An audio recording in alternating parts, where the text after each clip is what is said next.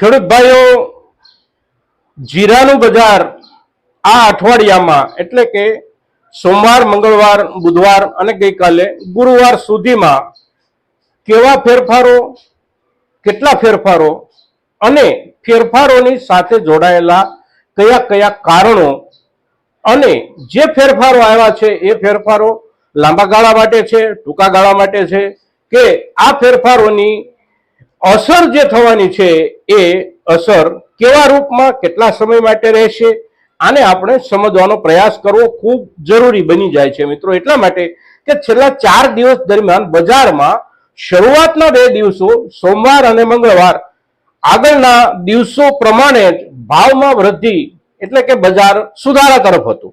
પણ છેલ્લા 2 દિવસ દરમિયાન બુધવાર અને ગુરુવાર આ 2 દિવસ દરમિયાન સુધારામાં ઘટ આવી. જે સુધારો આગળના દિવસોમાં થતો હતો એ પ્રમાણે સુધારો ન થયો, સુધારામાં કેટલીક ઘટ આવી અને બજાર થોડું સ્થિરતા તરફ પાછું હટતું હોય એવું આપણને જોવા મળ્યું છેલ્લા 2 દિવસો દરમિયાન. તો એમાં વધઘટ થવાના, સ્થિર થવાના એના જે મુખ્ય કારણો હોય છે એ પણ આપણે સમજવા પડશે. જ્યાં સુધી બજારને આપણે સારી રીતે સમજવાનો પ્રયાસ નહીં કરીએ, અગર તો બજારના જેટલા પરિબળો છે એ પૈકી જે પરિબળો આપણા માટે સમજવા લાયક હોય એક ખેડૂત તરીકે એને જો આપણે નહીં સમજીએ તો આપણે આપણા પકવેલા માલના પણ વ્યાજબી ભાવ નહીં લઈ શકીએ મિત્રો. તો જીરું આ આપણો ખૂબ જ કિંમતી પાક છે અને એટલો બધો કિંમતી પાક હોવાથી એના પર આપણી નજર રહે, એના બજાર પર આપણી નજર રહે અને આપણી પાસેનો જે માલ છે એમાં આપણે કોઈ પણ સમયે થોડો ઘણો વધારો કેવી રીતે મેળવી શકીએ એ માટે આપણે પ્રયાસરત રહેવું જોઈએ મિત્રો. તો આજના દિવસે આપણે આ વિડીયોમાં જીરુના છેલ્લા 4 દિવસ દરમિયાનના માહોલને સમજવાનો પ્રયાસ કરવો છે મિત્રો. તો આ વિડીયોમાં આપ સૌ બન્યા રહેજો.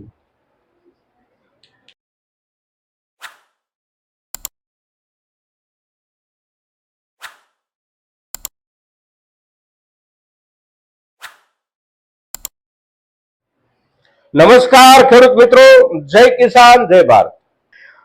વીતેલા દિવસો દરમિયાન નીચેના તળિયેથી જીરું જે ધીમે ધીમે ઉચકાતું રહ્યું એની સાથે કોઈ એવું કારણ નહોતું કે જેને આપણે આંતરરાષ્ટ્રીય કારણ કહી શકીએ, જેને આપણે નિકાસ કે આયાત સાથે જોડાયેલું કારણ કહી શકીએ. પણ વાસ્તવમાં ખેડૂત તરીકે આપણે જેને એક ચમત્કાર કહેવો જોઈએ એવો એક ખેડૂત વર્ગ દ્વારા ઉભો થયેલો ચમત્કાર છે આપણા જીરાના આ વર્ષના ભાવોમાં આવેલી વૃદ્ધિ. દુનિયાના કોઈ પણ દેશોમાં જીરાની બજારમાં એવડો મોટો સુધારો આ દિવસોમાં નથી થયો. બહારના દેશોમાંથી ભારતને એવો કોઈ જીરાના પાકનો ઓર્ડર નથી મળ્યો. પણ આપણા રાજસ્થાનના ખેડૂતો અને આપણા ગુજરાતના કેટલાક ખેડૂતોએ નીચા મથાળેથી માલ નહીં વેચવાનો જે નિર્ણય કર્યો અને બજારની સ્થાનિક બજારની જરૂરિયાત, આપણી જે સ્થાનિક બજારની જરૂરિયાત છે એ જરૂરિયાત પણ ન પૂરી થાય એટલો જ જથ્થો બજાર સુધી પહોંચાડ્યો અને એના પરિણામે બજારમાં આપણને સુધારો જોવા મળ્યો. જે સુધારો જોવા મળ્યો એ 15 દિવસમાં આપણને એક મણ ઉપર લગભગ 700-800 અને સારી ક્વોલિટીમાં 1000 રૂપિયા કે 1200 રૂપિયા સુધીનો સારી ક્વોલિટીમાં, બેસ્ટ ક્વોલિટીમાં આ દિવસો દરમિયાન વધારો નોંધાયો છે બજારમાં અને એ લાભ આપણા ઘણા બધા ખેડૂતોએ લીધો પણ છે. હવે આ જે ફેરફાર આવ્યો બજારમાં એ ફેરફાર ખેડૂતો દ્વારા દાખલ કરવામાં આવેલો ચોક્કસ ફેરફાર હતો અને બજાર જે રીતે આગળ વધતું હતું એ આગળ વધતા બજારનો એક ફાયદો વેપારી વર્ગને પણ થતો હતો. એ એવી રીતે થતો હતો કે આગળના દિવસોમાં એટલે કે 1 મહિના પહેલા જ્યારે માર્કેટ બિલકુલ તળિયે હતું ત્યારે પણ જે વેપારીઓએ માલ ખરીદ્યો હતો આગળના સમયમાં બજારમાં વધારો જ્યારે થાય ત્યારે વેચવાના હિસાબથી એવા વેપારીઓ ટૂંકા દિવસોમાં, એમની પણ કલ્પના નહોતી કે ટૂંકા દિવસોમાં આ પ્રમાણે ભાવમાં વધારો આવશે.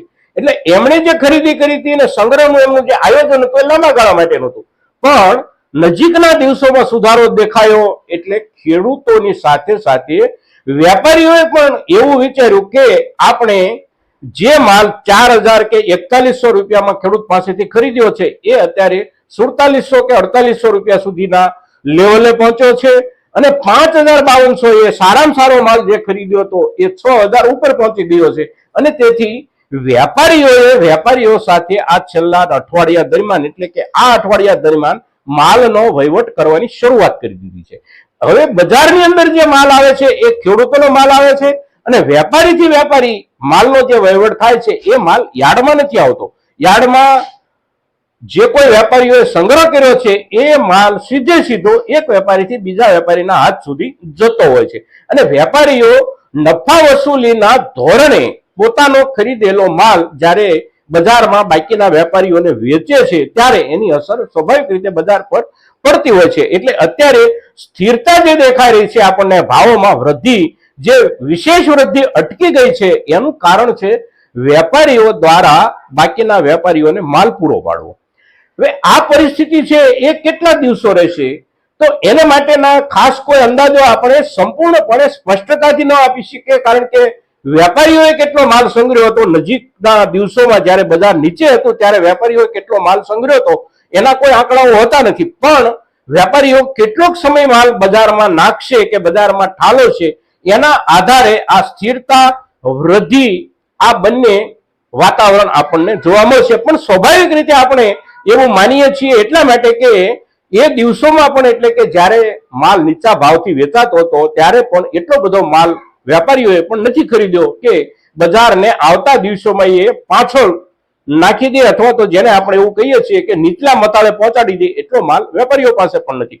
ખેડૂતોએ, ખાસ કરીને રાજસ્થાનના ખેડૂતોએ તો ગાંઠ વાળેલી છે કે બજારની જરૂરિયાત કરતા વધારે માલ બજારમાં પહોંચાડવો નથી. જે ખેડૂત પાસે 100 મણ, 150 મણ કે 200 મણ માલ હોય, અને રાજસ્થાનના ખેડૂતો પાસે હંમેશા મોટો માલ હોય છે. જીરાનું સૌથી મોટું ઉત્પાદન રાજસ્થાનમાં થાય છે અને રાજસ્થાનમાં મોટી જમીનમાં વાવેતર હોય છે, એટલે ત્યાંના ખેડૂતો પાસે ખૂબ મોટો માલ હોય છે. મોટા માલમાંથી એ લોકો ટુકડા કરી અને બજારમાં પહોંચાડે છે. હજી પણ એ નાના ટુકડાઓ કરી અને બજારમાં પહોંચાડવાનો પ્રયાસ પોતાનો ચાલુ રાખશે. બજારને ટકાવી રાખવું, આ નિર્ણય રાજસ્થાનના ખેડૂતોએ જે કર્યો છે એ નિર્ણયનો લાભ જીરાના તમામ આપણા ઉત્પાદકોને અત્યારે મળી રહ્યો છે. પણ એની સાથે જ્યારે વેપારીઓ જોડાયા છે ત્યારે ખેડૂતોનો માલ બજારમાં ઓછો આવે તો પણ વેપારીઓની, મોટા વેપારીઓની જરૂરિયાત નાના વેપારીઓ પૂરી કરી રહ્યા છે. હવે આ જે નાના વેપારીઓ મોટા વેપારીઓની માલની જરૂરિયાત પૂરી કરી રહ્યા છે એ કેટલા દિવસ ચાલશે એના આધારે બજાર સ્થિર રહેશે. એ માલ ઓછો થાય અને ખેડૂતો પોતાના તરફથી જે પ્રવાહ છે એ પ્રવાહમાં કોઈ મોટો વધારો ન કરે તો બજાર હજી 5 દિવસ કે અઠવાડિયા પછી થોડું ઘણું વધી શકે છે અને કદાચ ન વધે તો સ્થિર થઈ શકે છે. પણ ખેડૂત ઉતાવળમાં માર્કેટનો લાભ લઈ લેવાના હિસાબથી મોટા જથ્થામાં જો માલ ઠાલવશે તો બજાર પાછું પડશે, આ ચોક્કસ છે મિત્રો. એટલે સંપૂર્ણપણે આપણા ખેડૂતોના હાથમાં જીરાનું બજાર આ વર્ષમાં પકડાયેલું છે. ખેડૂત જે નિર્ણય કરશે એ નિર્ણય પ્રમાણે બજારને ચાલવું પડશે મિત્રો. તો આપણા જીરું પકવતા જે ખેડૂતો અને જેમણે જીરાનો સંગ્રહ કરી રાખ્યો છે આવા ખેડૂતો સુધી આજે આપણે જે વાત કરી છે એ વાત પહોંચે એ ખૂબ જરૂરી છે મિત્રો. અને ખેડૂતો સુધી વાત પહોંચાડવા માટે આપ સૌની પણ જવાબદારી બને છે. ત્યારે આપણો આ વિડીયો મહત્તમ ખેડૂતો સુધી પહોંચે એવા આપ સૌના તરફથી પણ પ્રયાસો થાય એવી અપેક્ષા સાથે જય કિસાન, જય ભારત.